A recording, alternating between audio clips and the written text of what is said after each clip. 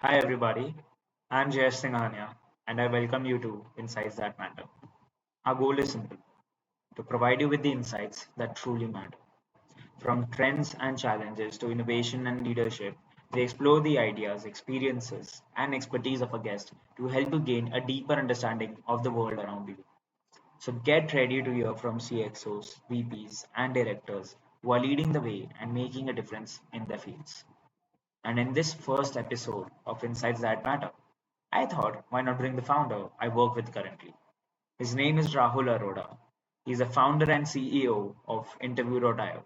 It's one of world's leading tech hiring evaluation platform. We talk about his journey to building a profitable tech company, which is quite rare. We also talk about impact of AI in recruitment industry. We also talk about different motivations of people, and we also talk about the three things you should do before starting your own company. So let's not wait. Let's dive right into it. Can you talk us through like how interview happened and like please tell us the journey because you started quite a few times earlier as well, right? Yeah, the I was an engineer prior to founding interview for about 8 years, and I was hired as someone who had to develop a team at Deutsche Telekom. This was a company which was my last organization before I became a founder, and there I took more than 2,000 plus tech interviews. Uh, and I was responsible to take most of the final rounds through which tech team was built across India, Europe, and US. Um, so after taking all of those rounds, we ran into many problems. One of those problems was, I used to interview 35 people before I used to hire one candidate, and it was a huge engineering bandwidth issue. Not just engineering bandwidth issue, the feedback collection, everything that used to be done after the interview was super inefficient. So my team used to invest time in taking the first two rounds of the candidates, and I used to take the third round. And the first two rounds, a lot of candidates used to get rejected in the first two rounds as well. But there we realized one thing, that the talent acquisition team is not getting the right feedback of the candidate uh, even after the interview is done, because an engineer after taking an interview would hop onto another call. Engineer by design itself, they are doing product development and they have to squeeze in an interview round. When they squeeze in an interview round, they basically take that 1 hour long round. They might delay the feedback. They might only remember 50% of the feedback after let's say 24 hours are passed or some hours are passed. And because of that, the right feedback loop could not get completed back to the talent acquisition team, because of which the sourcing quality got degraded further, and it kept wasting a lot of engineering hours which went into interviewing. So I took 2,000 plus tech interviews like these just to build a team of more than 200 plus engineers. But uh, uh, y- you know back then I thought, why doesn't a product exist where I can type feedback side by side taking someone's interview, and why can't a product have a hiring rubric based form which can calibrate and standardize the whole hiring. And we researched across quite a few products, and this was back in I think 2018, and a lot of products actually used to exist in the market. But when I started using those products, I realized the gap. One gap was the product never used to come together and used to talk about how to take an interview, how the interview can be better. Number one, how I can save bandwidth. Uh, and number two was, there were a lot of assessments products in the market, and we all know which all products are there. But even back then when we were using these assessment products, all of them used to clear the assignment but never used to clear the interview round. And we were looking out for mid senior sort of candidates, 3 plus years of experience, sometimes 7 plus years of experience as well. And these candidates used to clear the assessments but never used to clear the interview. So we thought there's a need of the product where a hiring rubric based feedback plus a code editor can coexist side by side, where with inbuilt video calling. So me and my co-founder back then got together and we started coding the product out. This is how Interview was born. I think we were able to launch an MVP in 4 months with four language support. I still remember, it was a super broken, buggy product that we released in the market. And then after it got released, we basically we got one customer. I wrote one blog about the product, and someone from US paid us $50, and I was super happy because this was the first thing that we did on the internet, and someone came inbound and paid for the product. And 2 to 3 months down the line, we kept iterating of the product, kept adding more and more languages. 2 to 3 months down the line, someone paid $200, another person paid $200, and we were making about 40,000 rupees a month through an internet-based product, and still, part-time, not a full-time founder. But we then eventually took the plunge to leave the job and become a full-time founder, and that's how we scaled interview to more than 400 plus customers today. Wow. So just to clarify, like you left your job like till that time, like how much revenue were you making on a monthly basis? When I left my job, we were making about 65,000 per month. It wasn't much at all, but both me and my co-founder, we were making way way more than this in our job. But we both realized that if interview has to become big, we have to give it all we have.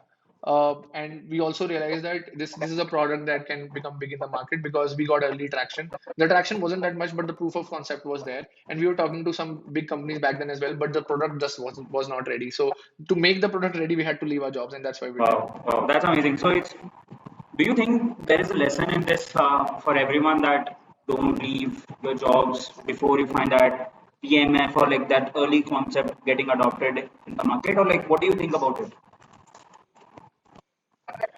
I think there is a lot of content on the internet. I am super opinionated about it. A lot of people would say don't leave your job or try part-time. There are so many resources that can help you build a product and whatnot. You can also nail down the GTM strategies these days. GTM, you have cookbooks for GTM strategies as well and whatnot.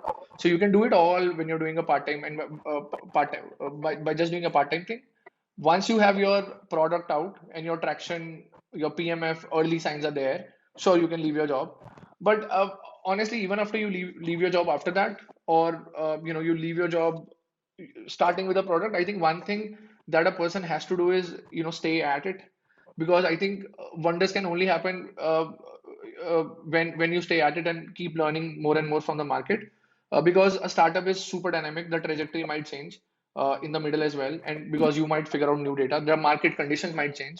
And it doesn't matter if you have left your job or not left your job. You have to stay at it to become better and better and better, and that is, I think, what would help you build the product overall and reach out to more customers. I also think that lot of people build the product but they don't get PMF. And I think one thing, if there are people who are aspiring to become a full-time founder, one thing that they can definitely do is do customer. This is what I tell everybody to before starting the business. 3 things that they should do is super important. One is do TAM analysis. I think TAM analysis is super important because that'll ultimately tell you that if you end up building a product, how many people are there on this planet who would end up consuming it. So TAM analysis is super important. Second is competitive landscape. I think that's super important. If you don't know your competitive landscape and you just enter the market, I think that's a super noob move. Your market might be too cluttered with a lot of competition.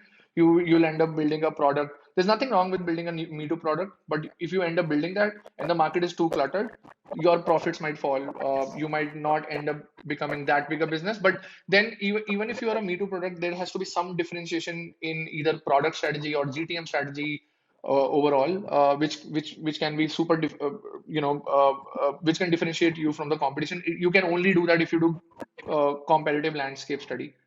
I think third thing, which is super important to have, and this is the last one, is know where you are differentiated. What's your USP? And people talk about USP a lot, and there are a lot of theories out there in the market, what works, what does not. But in my view, USP is anything that differentiates you either from a product perspective or a go-to-market perspective or a distribution standpoint. It can be any strategy, but it has to be super differentiated. Even targeting, building a similar product, but targeting a very small segment of the market within that product just to start the business, which might be not targeted by our competition, can become a USP as well.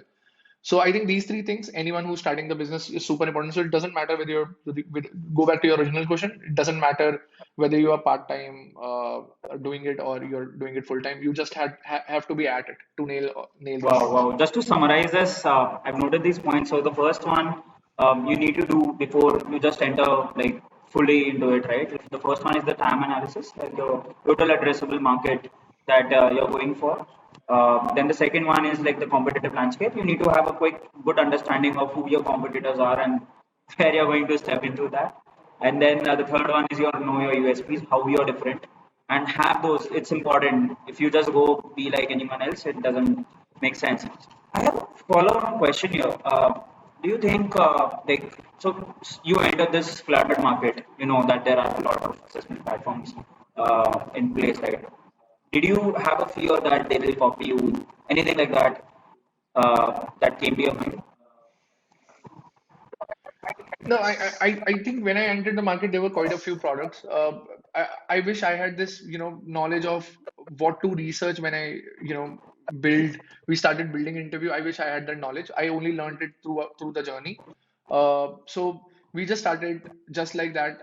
Honestly, I never did a TAM analysis before starting the business. I just saw the problem and I thought, oh, it's a big enough problem. So big enough in terms of the pain point itself, not in terms of addressable market size. So we never did that. We just started building the product. The moment we found about $250 or $450 coming in through inbound, then I started searching that how can we get more customers, and then we started searching how big the customer base actually is. But I wish I knew this knowledge back then. But to answer your question, when we launched, honestly, we had no fear of customer. We were actually taking inspiration from other products. Honestly, we knew product differentiation would be something that would be that we would bring to the market, because I saw a lot of HR tech products existed in the market, but no one had actually focused on the product to provide a seamless experience to the end user. The products were there, they were doing the job well, but one differentiation that we wanted to bring was the overall UX of the product and slickness of the product. We wanted to make a super fast collaborative coding environment. I still remember me telling my co-founder that let's just make an environment which loads as fast as Google loads, and then let's make an environment which switches language faster than how Google loads. So till date, today also, if you open our collaborative coding environment, it loads in 1 second. Language switches would happen in 400 to 500 milliseconds only. It would actually load a compiler, and that is how fast it is. And but over a period of time, we were learning more from the market, and keeping our core problem statement in mind, we were able to build a differentiation which was not just product, but overall, from the value prop that we deliver to the end customer. Amazing, amazing. I have like one more question here. Like actually not a question. I have an insight. What I feel is like when uh, you you're starting a business now, right? And like you face that problem and you came to know and you didn't find any solution. It's an opinion that okay, even though the competitors exist, it's like it's not that they've like gone to everyone. So you still have room to go there and innovate and just get your market share as well. So that's just the key thing that I feel can help you go into this level, right, in a competitive landscape.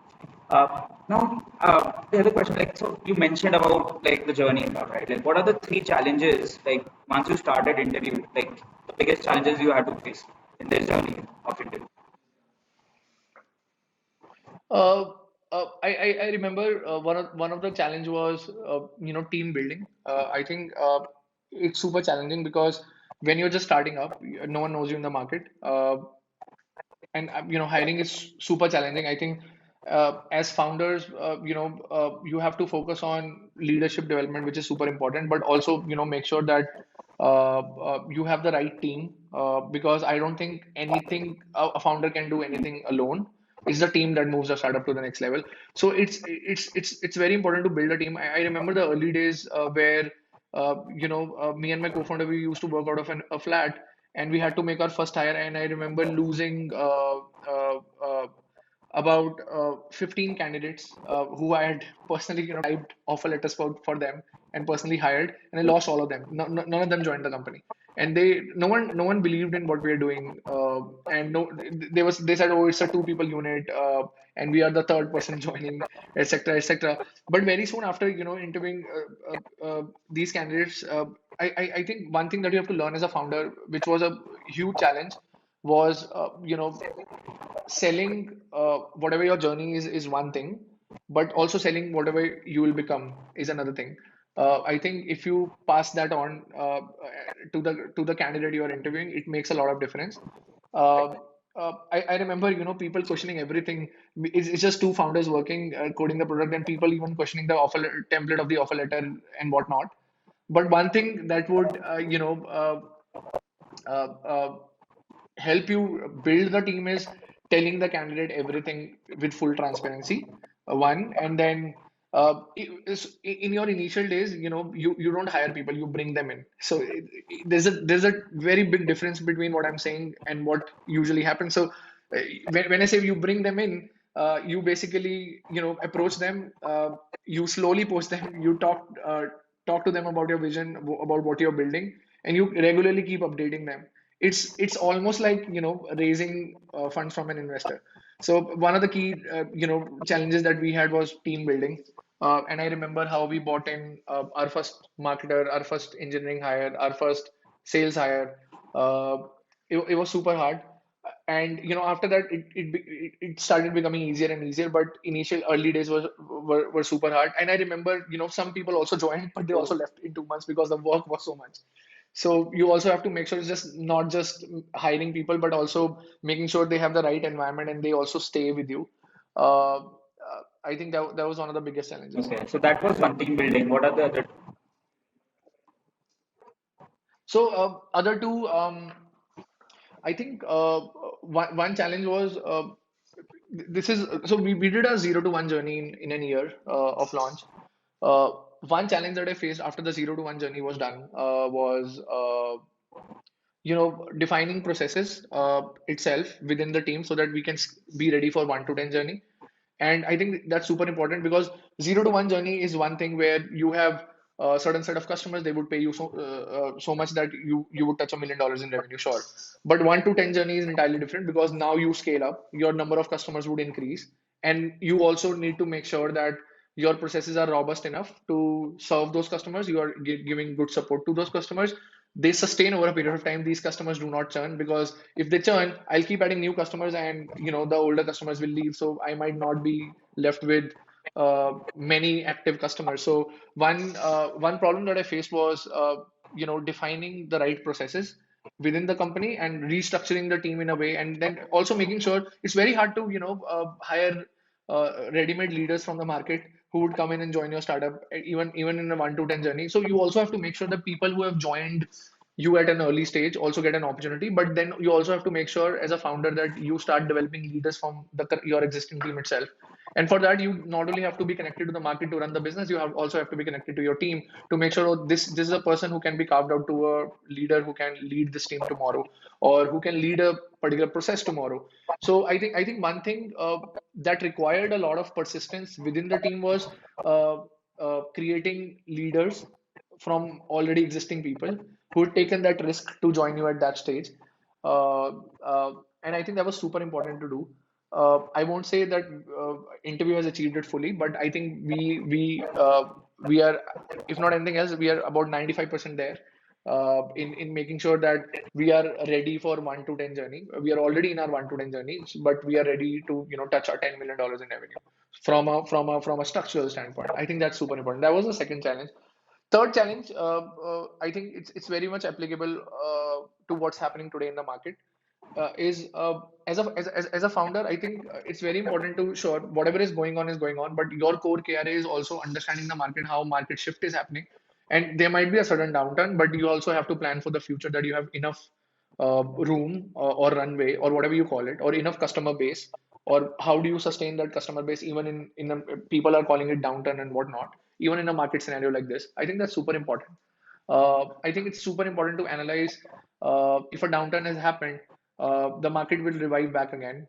Do you firstly have enough money in the bank to make sure that you are a company who makes it to the end of the downturn, and whenever the market is reviving. And if you have that sort of a money, uh, you also have to make sure what different you do in terms of products, such that whenever the market revives, you are the product that people look up to, and you instantly acquire a lot of market share. I think that's one of the things. I think that's I think super hard to crack also, because in a downturn market, not a lot of people are consuming your product. It might be very hard to also acquire new customers. Your number of new customers that you acquire every month might also fall. So in that scenario, how you basically find more and more avenues to increase your revenue, and even sustain your revenue is one of the things. I think that's super hard, and this exercise not only requires deep understanding of the market, talking to your end customer at length. It also requires you structuring your GTM teams in a way that your current teams, without burning a lot of money, are able to uh, execute basis on new GTM strategy. And you have to run small experiments to basically prove certain hypotheses and see, oh, this works, maybe this can be an addition to what we are already offering to the market. And I think that's super hard to do, because uh, whenever a downturn comes, a lot of things happen, and you just have to make sure you're not only motivated yourself as a founder, but you're also passing it on to your team, and also conveying, being very transparent about your company's future plans, especially with so many layoffs happening. Your core team, who have taken so much risk for you, might be uncomfortable and whatnot. So very important to have that communication with your team, and very important to do the restructuring itself, so the team is pumped up to make sure they come out of the downturn successfully. So this was the third challenge I think that I faced. Amazing, amazing. You mentioned one point, having money in the bank. So I think that's very important. So let's talk about, like, how did you raise your first investment? Because you have quite a few investors, right? How did you raise your first check? And who was it from? This is an interesting story because this is an interesting story because I remember me and my co-founder, we used to work out of an apartment, and when we were coding, I always used to tell him that maybe we can make it a bootstrap company, and we would never go out and raise funds. And I was super inspired by what Zoho did and what Zerodha did, and what Mailchimp did. And I was like, oh, maybe it's a tech product at the end of the day, and if you can run a tech product efficiently, and you can build one product efficiently, all that you will require is a go to market. It's not an operationally heavy business, and if tech is at the helm of helping you with distribution as well, you would not require funding, and your money can grow the company further. I remember having this conversation, but few months down the line, when, as I said, when I did that TAM analysis and timing, how important timing is, and building a startup is such a huge equation, and how in this fast-moving world, anyone can kick you off just by sheer speed, or even advancement in technology, you might become obsolete. So I thought funding is super important just to accelerate your growth, and that's when my viewpoint changed. So I remember reaching out to about 30 to 40 people from India. I didn't know anybody. So it was just a cold email. I remember reading this book called The Mom Test. And I remember I picked up this very good template from the Mom Test, which had a very high reply rate. So I used that template to my advantage and emailed about 30 to 40 investors from India. I got a lot of replies. It was so unexpected, uh, super unexpected. I got a lot of replies, and I still remember one of my friends telling me that. So I was emailing I don't know if I should name the person. I'll probably hide it, but I was emailing one of these people to be an angel investor in a company, and I was super early stage. And one of my friends told me that I don't think you should email the person, because they're not going to reply. Who has the time to do that? You're a super early stage. No one knows you in the market. I emailed. That person replied in 15 minutes and said Wow. yes. We came on a call, we closed the deal. So I think very important to take chances also. I think very important to be super bold as a founder.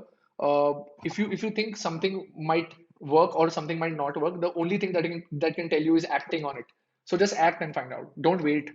So that's one of the learnings as well. But I remember emailing a lot of people. One of the the first check that we got was from Titan Capital. and I instantly received a reply, and we got on a call. They are super fast as well. We got on a call, and then I started explaining them what we are doing. And I think it was just a matter of months we were able to close a deal with Titan. And I still remember that I did not want to distract my co-founder, so I did not tell him that we have cracked the deal. But after the deal was close, and an introductory call had to be done, I told him that we have the deal on the table. So I still remember that. But after that, everything opened for me, because now if I have to think about something that, hey, is this possible? I just do it. Uh, and run that experiment with as much, wherever I can be as lean as possible. I run that experiment, get the results out to run the company. So I think Any super important experiment that landed uh, you in trouble? to do that. I no, I think we've been super. We have taken calculated risks, I would say. We have never uh, done any experiment which would jeopardize the overall quality of what we deliver, or even our reputation in the market. Because I honestly think HR tech, especially in HR tech in India, is super small. Sure, you can always target global markets, but it's also super connected. And I think this is one of the industry where you have to build very high credibility. You can get a customer, but to sustain one, it's super hard. I'll tell you, even if you do an event today in Delhi, which is an HR tech event, and then you do the same event in Bangalore, and you do it in succession, after 6 months, you will see the same people turning up for the event. They would recognize you, and that is how it is. It's such a small industry, and you just have to make sure you're super well connected, one, but also maintaining that credibility. So we've run all of our experiments have been calculative risk, where uh, uh, we whatever results we want from the experiment we get, but they are also, the experiments are done in a super subtle way. So no, I don't remember any of the experiments Got it. The landed us reason in I trouble. asked that question was because I think a lot of viewers might just hear the first part that okay, you need to take risks, you need to do experiment, but whatever you do, you need to do it in a calculated way. You just cannot just hop onto like boat and just go into that directly, right? Yeah, I think super important to keep doing analysis as a founder, because market dynamics keep Mhm. changing. Your business scenario might also change. What you might have thought on day zero might not be the same on day 60. So if you think you have done enough analysis on day zero, and day 80 has come and you have not done analysis, I think you're wrong. I think you have to keep doing analysis, you know, every few days. I mean, I've been doing it, and I think if you keep doing analysis, it makes your picture more and more clear. Otherwise, a startup journey is completely hazy till a certain point when you touch PMF and you know what to double down on, and what to completely stop. Got it, got it. So since we are talking about like the funds part as well, you have Ryan Hoover as the investor.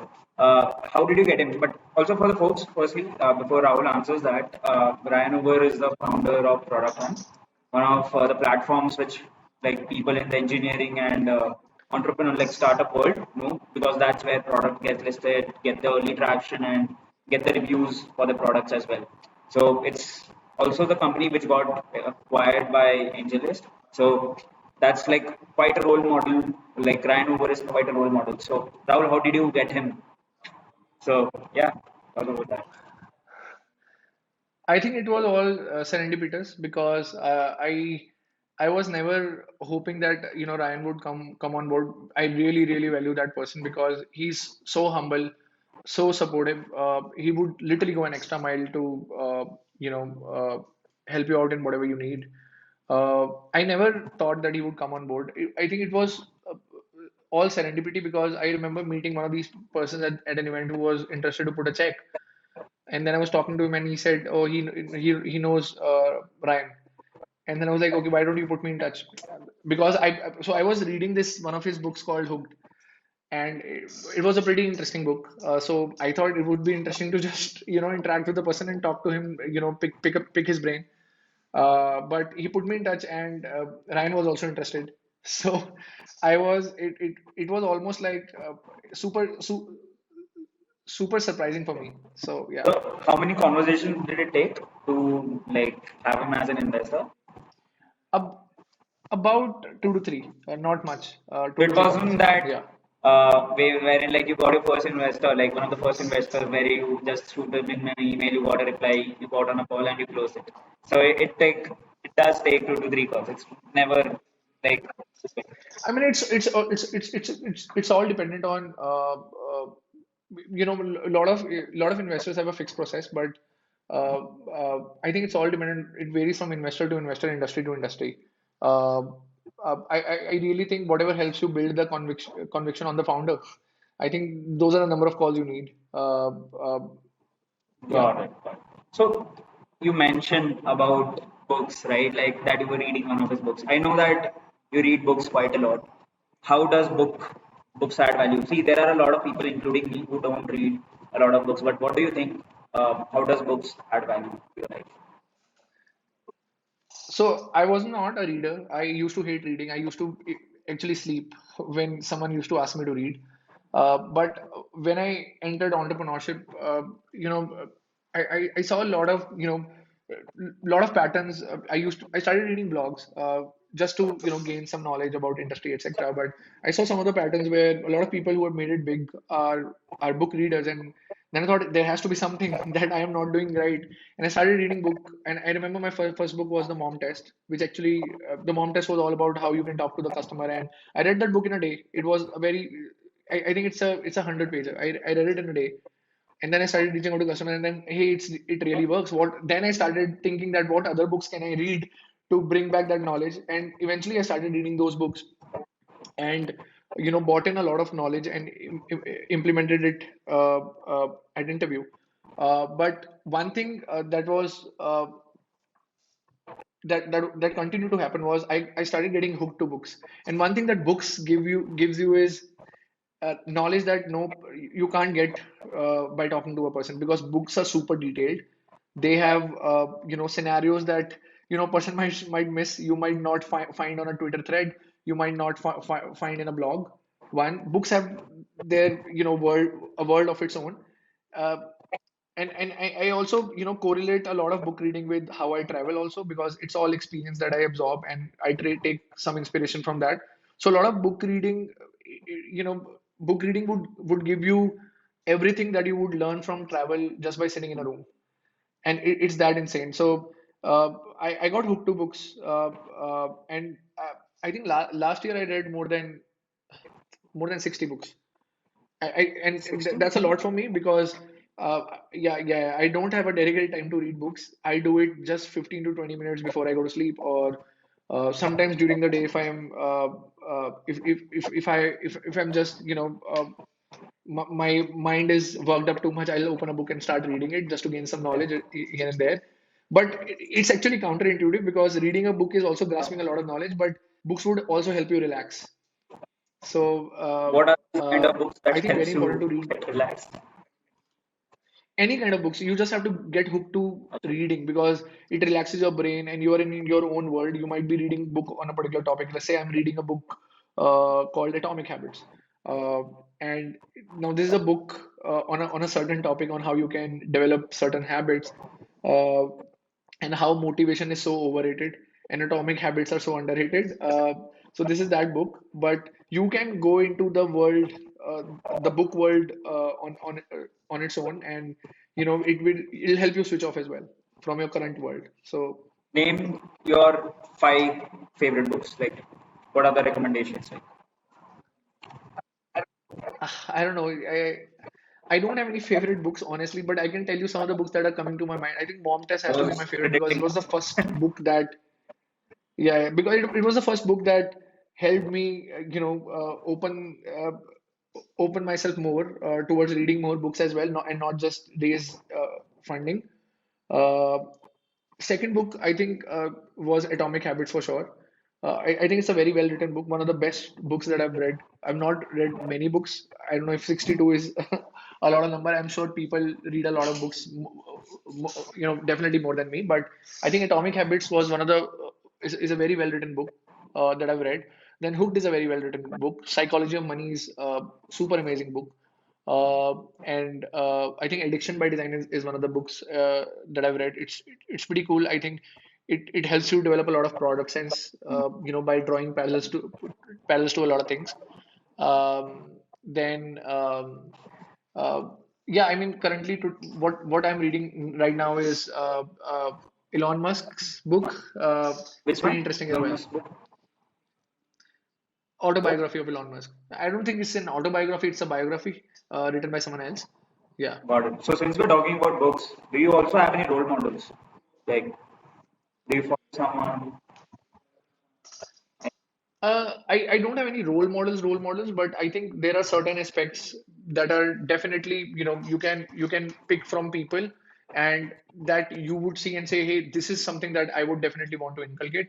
I think I follow cricket a lot, so something that inspires me a lot is, how aggressive Virat Kohli was and how, his journey has been now and how has he has stayed, he's been so persistent. So I think Virat Kohli is someone that inspires me a lot. Then I think a second person that inspires me a lot has to be Dhoni, just because of the calmness and how calculative he is, but he would never show you that he's calculative, and his strategies have worked out pretty well. He's quite strategical. Uh, I think Dhoni has been super inspiring as well, especially his journey and taking the right calls that, oh, this will work, this will not work. This is when I have to stop. This is where we can take a risk. I still remember that World Cup, the first World Cup that India won under Dhoni, and the last over was given to a new bowler, Joginder Sharma. I Yeah, don't think Joginder I think Sharma. Joginder Sharma was bowler's name. Yeah, yeah, yeah. And it teaches you a lot on, how you can actually trust your teammate and at the same time, um, uh, take that risk whenever, and also a calculated risk, right? So super inspiring as a person. I think third one has to be Elon Musk, in how he just thinks about the world, and he's so futuristic. Uh, yeah, then some of the things from Steve Jobs for sure, because he mentions a lot about how you sometimes have to allow your team to make mistakes. One of the active things that I've been doing is leadership development in our 1 to 10 journey, and how you have to allow your team to make mistakes so that they can get their own feedback loop back. One of the things that you have as a founder is, you see a mistake and you instantly want to correct it in order to save time, and you all are also wired like that. But sometimes when you have to when your goal is leadership development, you allow your team to make mistakes. They're happening in front of you, but then you wait for the feedback loop to come in as well, and then team member to correct the same mistake, and that is a moment when they've grown. I think this is something that I've learned from a lot of content that I've read on Steve Jobs. So yeah. Hmm. Okay. There is another interesting thing that I know about you, that you are very organized. Do you think, like, since you use Notion, putting everything over there, how does it help you? And do you think it's that important? Like, how can, and also how others can adopt that habit of yours? Because, be sure. Uh, uh, I think my organization, I think first of all, organization really helps you a lot. A lot of people say startups have a lot of chaos, and innovative things are developed in chaos and not when you're organized. Super true. I totally agree with it. But within that chaos, you can, as a person, be organized. I think it's super important because it helps you not only do near future planning, it also helps you do long term planning. Uh, I'll tell you how I started being organized. A lot of my a lot of my inspiration also comes from real world. I drive super fast. So like literally super fast. I'm not talking about 100, 120 or 140 here, more than that. Uh, and basically when you drive fast, uh, I always when I have to go from a point A to point B, it's quite funny. Whatever I see is I see whatever Google Map is telling me, and I'll try to make it in half the time. And I would always time every 10 kilometers. That, oh, but 10 kilometers I'll do by this time, and next time I would do by this time. And that habit actually rewired my brain to be organized. And whenever now I have to do something as a founder, and even take company goals to the next level, or run an experiment and put a deadline to it, or even launch a feature which is a hero feature which might uh, get us exponential growth, or hire someone. All of these things are like that, so I keep putting deadlines like this, and which are super aggressive. And my brain, just because how I drive, my brain has been wired to think in a way where oh, this hiring might happen in one month. How can I get it done in 10 days? How can I get it done in 5 days? And I keep thinking of ways like that, and that has helped me be super organized. One thing was there. Second thing that being organized helps you is it indexes your brain. I think it's super important because when you're talking to someone, it's very important to have a structural conversation. If you don't have a structure to the conversation, conversation can go haywire. Uh, every time you are thinking of a complicated scenario, and as a founder, you are multitasking every time. Uh, it indexes your brain. And when I say indexes, like I'm talking to you and we are doing this podcast, my brain is indexed that this is how the podcast is going to go. And four pointers that are coming to my mind, this is how the podcast has to go. And it's already wired like that. So I think of the podcast in that way. I think of a regular thing that I have to do as a founder that way. So it rewires your brain. This third important thing, it helps you develop mental models. I think that's super important. Being organized and writing a lot about what you do in your daily life. I'm not talking about journaling here, just writing your tasks and detailing down those tasks. I think writing helps you put your brain on a piece of paper and then look at it and then revise it. So it helps you develop mental models as well. For example, one of the mental models that I developed while I was organized was I wanted to also optimize, just like how I drive and go from one place to another and be as optimized as possible. I also wanted to optimize my throughput from the day. So it might sound pretty nerdy, but one thing that I did was I bucketed my tasks into what will give us exponential growth and what will give us linear growth. And everything that will give us exponential growth is automatically prioritized over whatever will give us linear growth. And I, especially in 1 to 10 journey, I started delegating whatever linear growth tasks are to my team members. So it helped me bifurcate those things as well. So do you think there are tools that people can use? I think Notion is one of them, but what are the other tools that are there any? I don't know. I mean, you can pick any tool. It's just important to be organized. You can also, pick whatever app from your to-do list. You can use Google Keep or whatever. You just have to start. Just be organized, and then you will start finding tools. You will start finding use cases. It's not important to find a tool first to be organized. Just be organized and find a tool later. Notion is one of the tools that I definitely use. I think it's super handy. Also, then you can use Google Keeps. You can use Google Docs. You can use Miro dashboards to draw stuff if you are someone who visualizes a lot. If you want to write a lot, use Basically, anything that helps you. explore I different mean, different tools. there's Whatever no works best for you, just go for it. yeah. Just think about being organized first. I mean, tools are just a way to be organized. Very important to think about being organized. I also believe that the kind of content you consume also shows what kind of a person you are. Like, what kind of content do you consume? I don't know, any Like, kind of like content. books is It's one, super funny but what are that the others? yeah, I mean, books is definitely one, but I don't watch a lot of TV. I consume content over the internet. I think all of us are consuming content over the internet only these days. So my Twitter feed is filled with startups, entrepreneurship, yeah, and high speed cars also. It helps me draw inspiration. But second part, I also like to see silly things. I think it's super important to see silly things as well to switch off your brain sometimes, apart from reading. So like super silly, dumb things that come on TV, I would sometimes see that because you are doing a lot of things already in your startup, and sometimes you just want to see the other side of the world as well. So I like to watch super silly things as well. So Yeah. basically, guys, it's not that the people who watch silly things that you won't be able to make it to entrepreneurship pretty well. Like you just need sometimes a break. Like it's not always Oh yeah. consuming So knowledge. sorry to cut you off, but there's one thing that I see for sure is I don't know if you've heard of this cartoon series that used to come called Jetsons, where back then and this is when I was a teenager. I used to watch this series a lot, where they would show that how we travel with cars today. They would show that you're traveling with everyone has their own jet, and this is back when I was a teenager. It's such a futuristic show. I really like cartoons as well.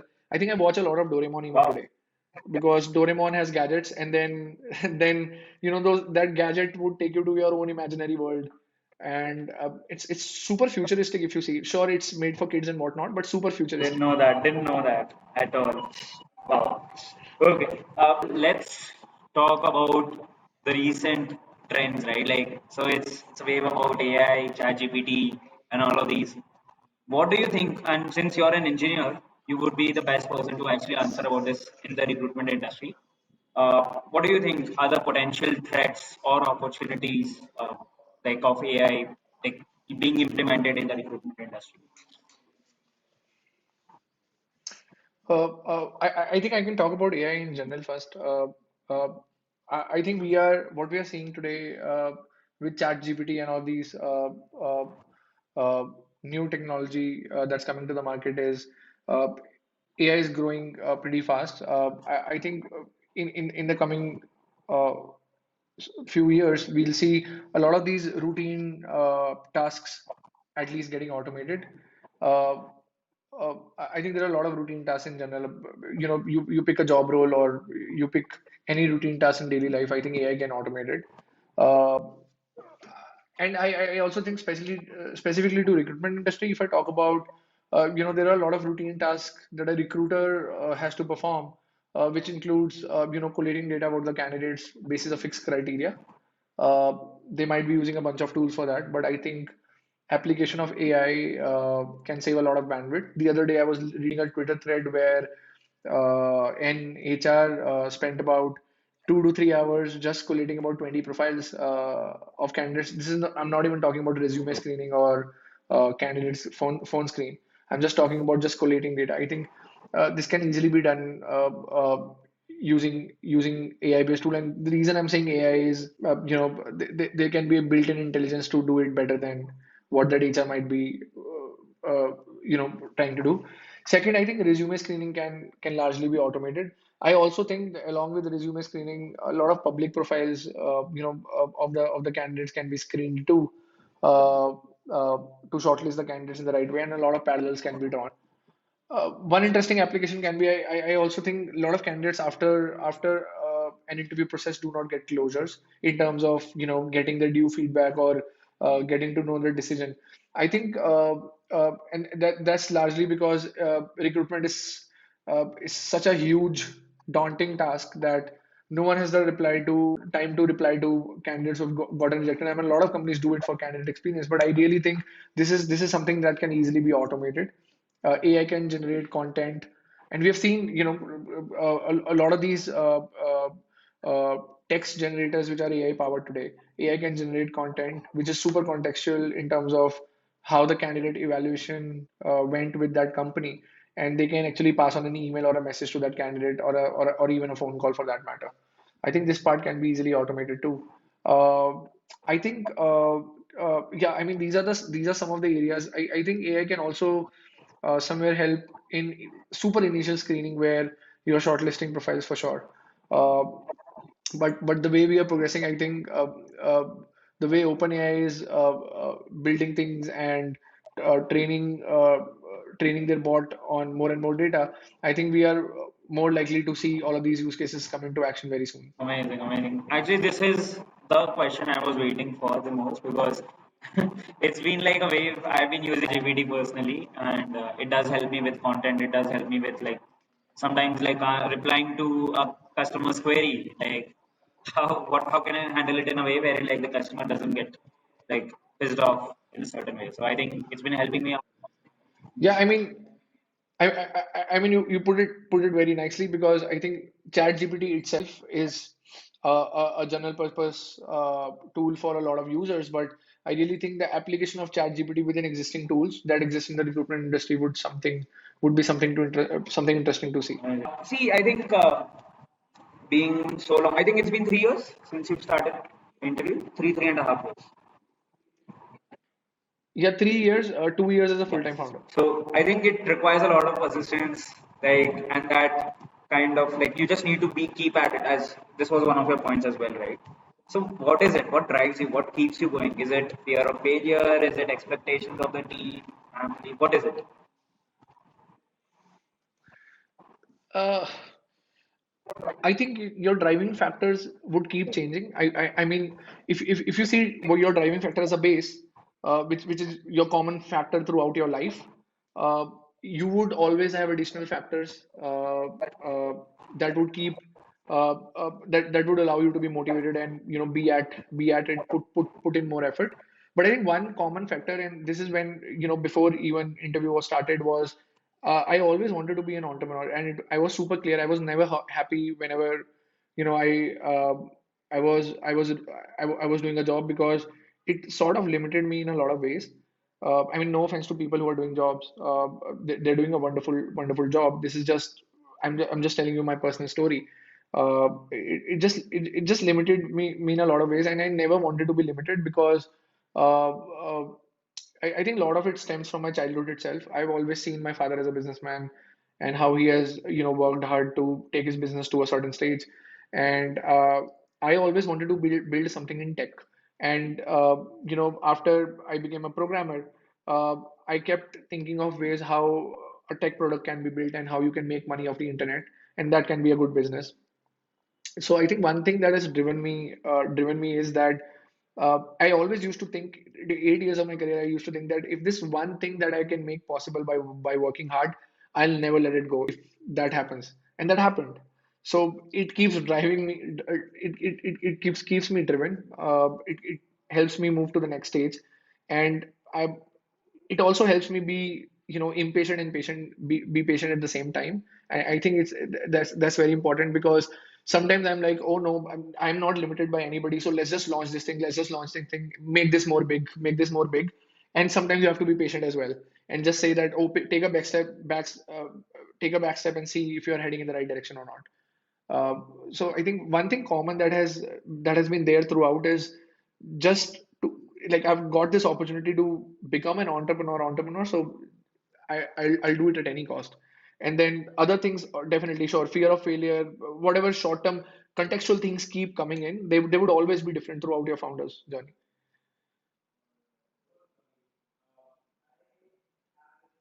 I think you're on mute. Oh, I'm sorry. Yeah, I think the points you mentioned were amazing to hear. I have now this one last question for you. Since the topic of this whole discussion is like insights that matter, this is the main motive, like bringing insights from like CXOs like you to understand like what we can like apply in our lives and like try to avoid those challenges that you have to face, right? So, what are the five key insights that you have gained since you started interview, or let's say even in your life? Like, what are the five key insights? This is a hard question. I don't know. I'll have to collate everything, but I can try. Firstly, I think I'm super young in my journey, so I'm learning myself at every stage. But I can try giving you. I can reflect upon the last 2 years and try giving you one of the. I think try giving you some takeaways. I think one of the things that's there is, I think my key takeaway has been, just be persistent, because I don't think if you launch something, the results will come immediately. You have to tweak around a lot of things. So just be persistent. One of the key takeaways, I think everybody has to be persistent. They have to be at it. Otherwise, you launch something, it won't work out. You'll give up. What's the point? Just be persistent. Number one. Number two, I think this is one of the things that I learned in my journey as well. Although I was managing a team before as well, but one of the things that I learned in my journey as well, I think startups are so hard that uh, you have to encourage people to not just join you, but to be with you throughout that journey. And I think one thing that's super important to do is just finding what motivates other people. And everyone is not motivated by money. This is what I've learned. I think one of the insights. Uh, some people are motivated by appreciation. Some people are motivated by accountability, authority. Some people are motivated by growth in terms of different things. Some people are motivated by gratification. There are a lot of things. You just have to identify it. There's an interesting Y Combinator template that you can find on Y Combinator site. I happened to jump into one before I created my own, and both of them looked the same. It was just reworded differently. So second is definitely finding intrinsic motivation, motivation, uh, uh, how your team members are motivated, and that'll help you make sure that they stay with you throughout the journey. It's super important as a founder. uh, I think third thing is communication. I think communication is super important, because within your founder journey, as a founder journey, what I've learned is, I think it's very important to be uh, to be super transparent with your team, but you also have to define the degree of transparency. I think that's also super important because uh, uh, you also have to make sure that you tell the right things at the right time when that matters. One, but one of the things that you should also always try to do is, your way to give back to them who have joined you at an early stage, taken that risk for you, is always giving them a transparent picture about where we are heading and what have you tried, what didn't work out, but what worked out, and you're going to double down on them, and that will increase their confidence on you. I think at interview we do this a lot. I write a weekly memo to all of our team members, uh, and also I'm super transparent about where we are headed, even our revenue numbers and everything. Uh, so I think that's super important. Communication is the key aspect. I think if you're super good in communication with your team, they'll also return you the favor. So that's super important. I think I don't know if I'm more. Fourth thing might be I think fourth thing might be learning how to change gears. I think that's super important because uh, uh, I I think whenever you launch a new product, or this is what we have seen during the journey of interview, is whenever you launch a new product, or you might be doing some new experiment, you might tend to go slow or fast depending on what you're trying to do. But if you have hit a certain milestone, this is and it's super important now to change gears to capture the market, or even get customers now, or hire people, or whatever it is, whatever activity you're trying to do. I think very important to learn how to change gears. I think as a founder, you can't be just be on, again, taking inspiration from driving, just can't be on gear 5 or gear 2. You have to keep changing gears and see what gear would work at the right time. I think super important to have that skill set to learn how to change gears, especially and also by gears I also mean what sort of work you are doing. You can't be micromanaging your team every time, especially depending on the stage of the startup you are at. I think super important to do that. So that's the fourth thing. uh, I think fifth thing, which I'm currently learning also. I don't know if definitely these are my top 5 learnings, but this is just what is coming to my mind. There are a lot of learnings. I can go on and on, but fifth learning that is coming to my mind right now is use of social media. I think the world is hyper connected today, and I think you can easily reach out to a customer in Ireland as well just by a click of a button. I think if you are not using social media to your advantage, you're doing the biggest mistake. There are companies who have been built without social media as well, but you are born in an age where social media connects to everything. And I think very important to use social media as a tool to your advantage to make sure not only you do your hiring, but you also get your customers, you also get investors and whatnot. You can use this tool to your advantage in any way, in any way possible. So I think the power of social media is insane, and this is what I've learned throughout the founder's journey as well. A small social media article can change everything for you if done the right way.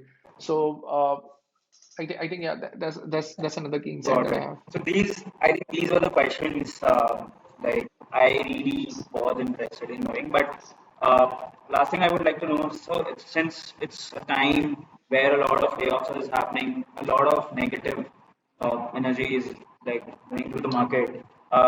Interview is hiring. Like if someone wants to join interview, like what can they do? Do they reach out to you? Do they reach out to like who do they reach out to for this? Reach out to me. I am very much active on LinkedIn. I am also reachable at, I think everybody can figure out my email ID is rahul@interview.io. So interview is spelled as interview Of course, dot course. io. So we are hiring for a bunch of roles. Yeah, I'm going to do a shameless plug. We are hiring for a bunch of roles right now. We're looking out for a lead marketer. Then we are looking out for a couple of engineers, full stack developers to join our team. We are also looking out for people in sales.